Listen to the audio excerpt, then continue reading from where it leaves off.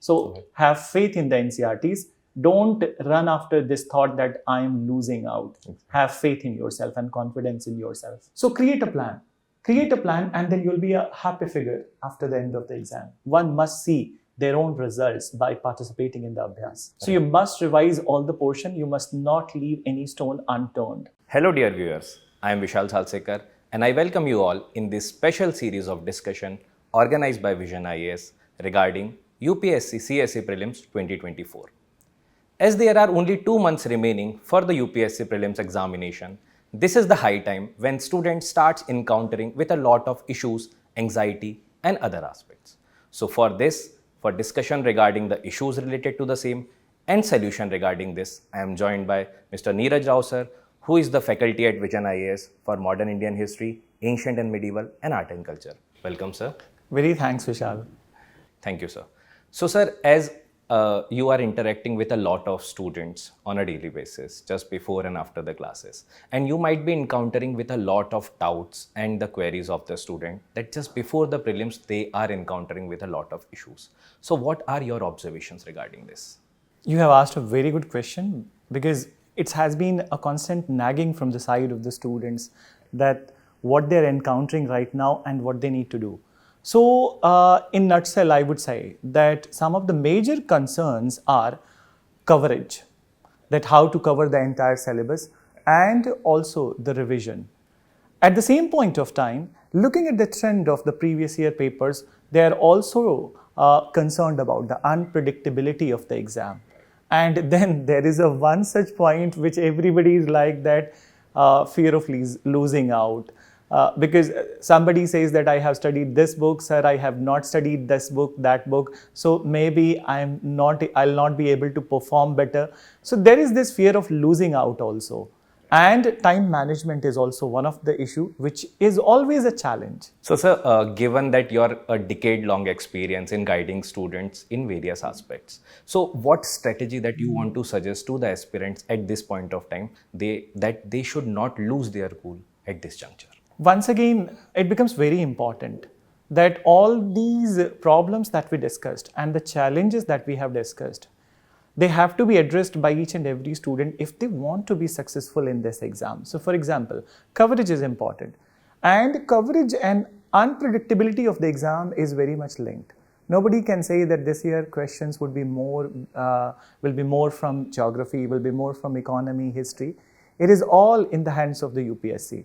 So one must be prepared for the unpredictability, and how you are prepared for the unpredictability when you are covering the entire syllabus. So you must not leave any such chunk, any such portion. For example, that if a particular section, suppose last year they have asked only 3 questions, so it does not mean that in 2024 they will be asking only 3 questions. So one has to be covering the syllabus no matter how many questions have been asked in the previous year. But then, if they look at the bigger picture, so last 10-year trend is always similar. The average number of questions from all the sections are always similar. So they will have to keep the big thing in the sight. At the same point of time, revision is the key in this exam. And moreover, revision becomes difficult when you are revising in the last week with the books. So what becomes more important is to create your own class notes, create your own handwritten notes. It's important that you must study some of the books, but then in the last week, you cannot read bulky books. If you're going with one bulky book of the 1200 pages, you might end up only reading one book only. So you will have to be very cautious about it, that you have created your handwritten notes. And moreover, if you have done classes anywhere, so that's fine. In the classes, you can do the value addition from the notes. And in the last week, last 15 days is all about the revision. So you must revise all the portion. You must not leave any stone unturned. Then apart from it, the next point is basically about the that fear of the losing out. So students always have this particular fear of losing out because now we live in the social media age. And in social media age, we are influenced by so many social media things. And then also there are n number of the views, n number of the people who have their n number of the suggestions. So Suppose that if a student has studied only NCERTs and then somebody suggested that, oh, you haven't read this particular book, now more questions are asked from this book. So relax, my dear. You are not losing out. It's only UPSC knows that what will be asked and what not will be asked. And moreover, NCERTs would always be the base and the foundation of this exam. As far as the toughness of the exam is concerned, the toughness will also decide that cutoff is going low. And in that scenario, the difficult questions will not decide your merit. It is the questions which are the strategic facts. If you are losing out on them, so that will decide your fate, and strategic facts are given in NCERTs. So have faith in the NCERTs. Don't run after this thought that I am losing out. Have faith in yourself and confidence in yourself. Right. So what I am able to guess from whatever you are saying is that time is the crucial aspect, that where you are devoting your last 2 months is the utmost aspect, right? This brings me to the new question regarding the time management, that as we are like doing these things like current affairs, static, also we need to manage our time as far as the revision is concerned and also practice is concerned, right? So how a student should be devoting time to all these sections so that he or she should be adequately prepared at the last 2 months for the examination? I would say one thing to you, Vishal, and to all the aspirants also. The bad news is the time flies by, but the good news is you are the pilot. So the idea is that if you are not creating a plan, you are planning to fail. So first you will have to create a plan. And to create a plan, you will have to generate that hunger to clear this exam. If that hunger is missing out, so then it will be difficult in this exam. But then if you have that passion, that hunger, it will be easier path. So create a plan. Everybody has the same amount of time. Just look at it, that every student and the lakhs and lakhs of the student, everybody has the same amount of time.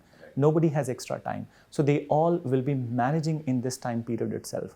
So you will also have to manage in this time period itself and create a plan. Create a plan. That is most important. And nobody else's strategy will work for any student. That's a reality. That your only strategy. And for everybody, there is a different strategy. One size fit all, it's not the thing in the UPSC. So create a plan.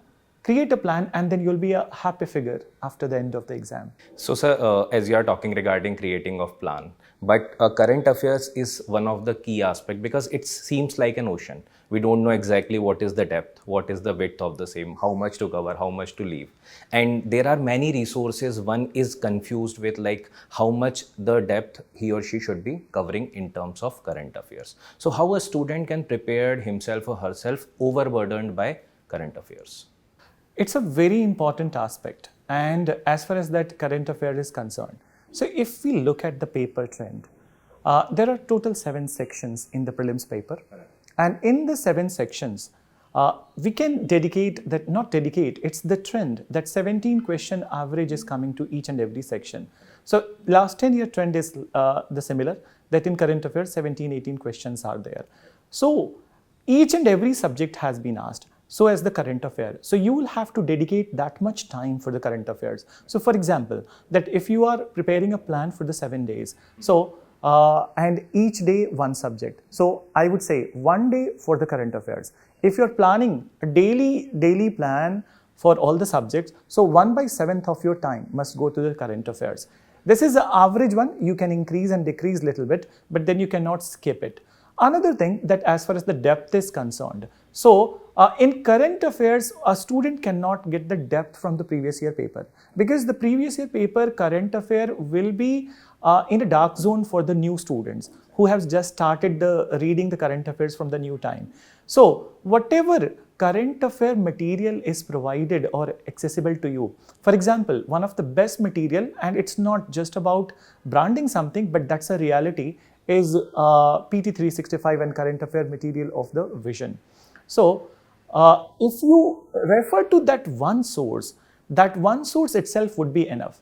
And I hope all of you will be agreeing with me, and in fact this is the word of all the toppers, that rather than reading 10 sources, you read one source 10 times, that will fetch you success, not the 10 sources one time.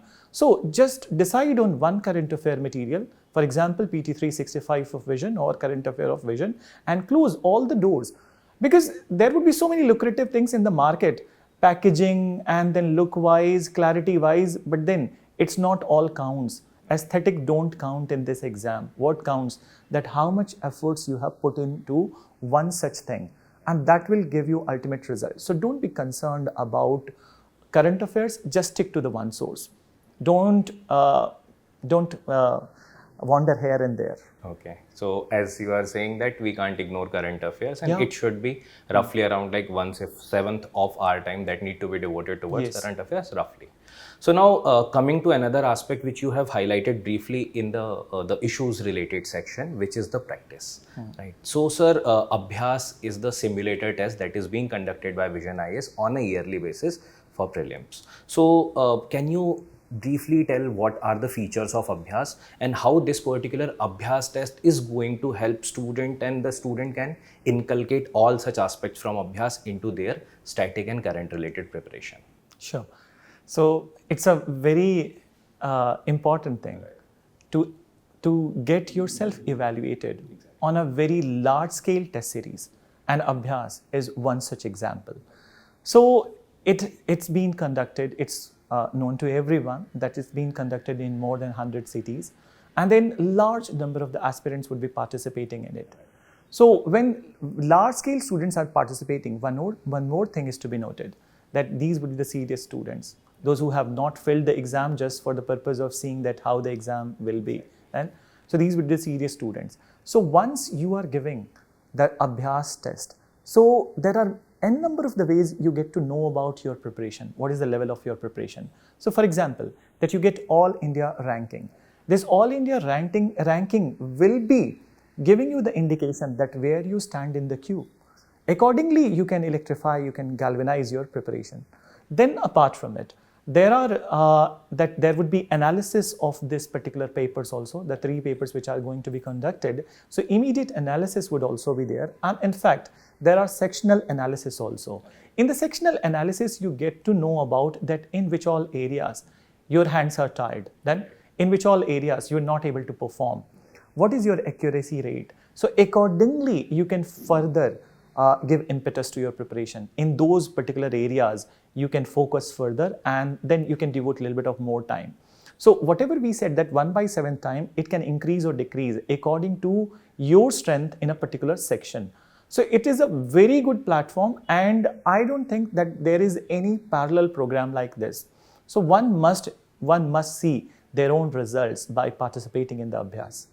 Okay, that's a very good summation of all these aspects which Abhyaas consists, and how Abhyaas is going to help aspirants in general in enhancing their preparation. So now coming to sir, your subject area, which is the history related aspects, which includes modern, ancient and medieval, and art and culture. So considering that only 2 months are remaining, and right now student is stuck up that what all aspects he or she need to prepare, what strategy one should be adopting. So what is your suggestion to the students to strategize for these subjects? Definitely. So history is one of very important section, like all the other important sections. As far as the trend in the history is concerned, if we look at the last 10-year paper, so the average number of question has been 17. Then there are some maximas and minimas. Some year they have asked 13, but some year 22 also. So 17 question, if we take it into the consideration.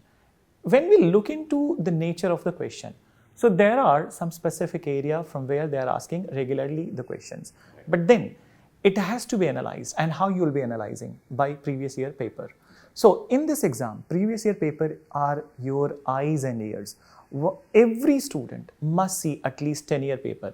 And since history is a static portion, so you can go a little further. You can see 15-year paper also. In fact, many a times what has been observed, that some of the questions, some of the facts are repeated. Then, for example, that n number of the time in last 12 years, Quit India movement and the same question has been repeated 3 times. So in that way also one gets advantage. Another thing, that one gets a hold of the things that which all areas they are asking frequently. So for example, that acts and commissions, regularly there are questions from the acts and commission. So they can emphasize on those areas. They can further devote more time on those areas. And if they themselves are able to find the trend of the exam, so this will be more helpful for the students in history subject. Okay. So, sir, regarding art and culture and ancient and medieval, any specific focus areas that you can suggest to the students so that that would be value addition for their last minute? Definitely. So, as we were discussing about the trend of the last 10 years, so in last 10 years, what we have seen, one of the very important aspect in the ancient and medieval is the chronology, timeline.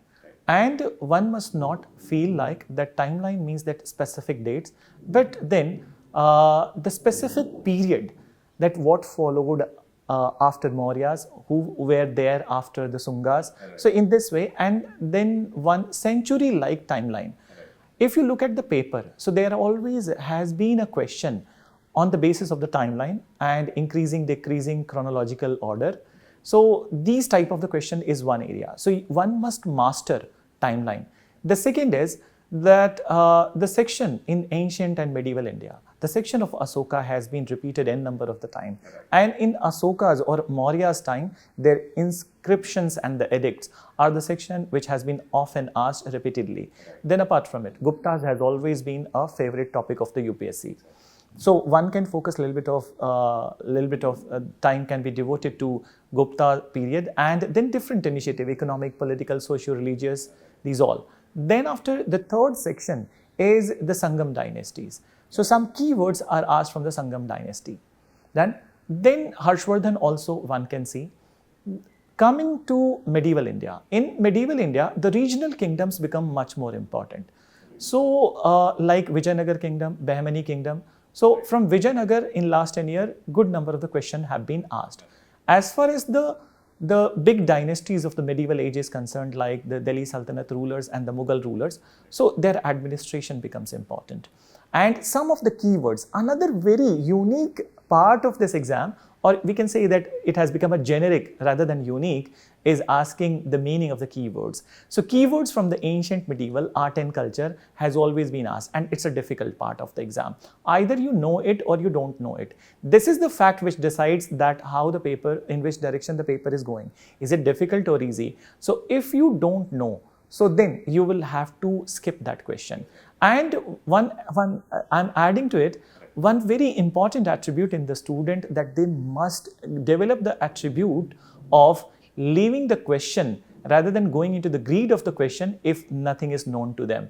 Just for the sake of the pseudo satisfaction that I have attempted, large number of the question, one must not go into the greed. So leave this type of question which are difficult in nature and then difficult terminologies.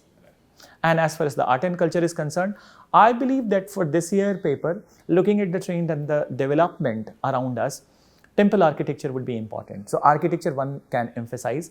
Then looking at the 7-year paper, language and literature has been a favorite portion of the UPSC. So last 7 years, 6 questions have been asked. And from this section, particularly sometimes they ask Buddhist literature, Jain literature, and then also the Sanskrit is the most important. So emphasize on the language and literature. Then apart from that, for this year paper, one can go into the study of the philosophies also, and Buddhism, Jainism is always important. It has become a fact that if there would not be any question from the Buddhism and Jainism, so UPSC paper will be incomplete. So these are the areas that one must focus. Right. So that was a very good summation of what all important areas, and I think that is going to be very, very helpful for the aspirants who are seeking that in last 1 month or 2 months, what all topics, at least they should not be skipping. Yes. Okay. So now, sir, coming to another aspect, which is the motivational related aspect. So generally at this point of time, students' motivational level comes down and they are facing with anxiety and some kind of stress. So what are your observation and what kind of suggestion you want to provide to them? I would say one thing to all the students and to them only, that we often die in imagination than in reality. So what we need to do, that rather than creating that hypothetical stress or hypothetical situation that what if I don't clear, what if this happens, what if that happens, we waste so much of time in thinking about these all aspects. Rather than going into this domain, devote that time in the study. Devote that time in the study, and that will fetch you the success. Apart from it, that stress and anxiety is very normal in this exam. The cycle is very long, and then moreover there are many things on the stake. But then always keep in the mind that why you have come for this exam, to maximize your happiness, to maximize your happiness. And remember that this exam is part of your life. This exam is not life. So you need to be happy to perform better.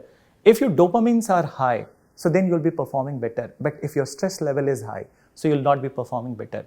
There are a number of the ways one can keep himself or herself away from the stress. That could be it could be music, or that could be a little bit of that outing, or anything that you like, something which related to your hobby. So do devote a little bit of time to that and keep a bigger picture in the mind. That is that you are utilizing your time. And moreover, talk to your parents also, talk to the closer people, not n number of the people. And sometimes we all need motivation. So talk to the person who is relevant to you. Maybe it will help. So that was very good summation of this. So my last question to you is, what last motivational message that you want to give to the aspirants? I believe in this exam, this exam is cleared on the basis of the determination. One must have that kind of determination. And first you'll have to win the battle in the mind. Then you win the battle in the field. So one will have to generate that very strong determination. To this, Vishal, I would say one line, one of my favorite from Ramdhari Singh Dinkar's writing. सच है विपत्ति जब आती है, कायर को ही दहलाती है. छड़ एक नहीं विचलित होते, विघ्नों को गले लगाते हैं. सूरवीर हैं वो जो कांटों में राह बनाते हैं. Thank you, sir. Thank you for your such insightful words to the students. Thank you very much. So with this, we came to end to this particular session. So I just want to wrap this session with last line that it is famously said by APJ Abdul Kalam that if you want to shine like sun, you first have to burn yourself like sun. So with this, the Abhyaas is going to give you an opportunity, and these 3 tests are going to help you in value addition as well as further boosting your confidence in terms of exam preparation. Till this point of time, thank you. And just I want to say this, that we will further come up with these kind of sessions. Till that time, stay tuned with VisionIAS. Thank you.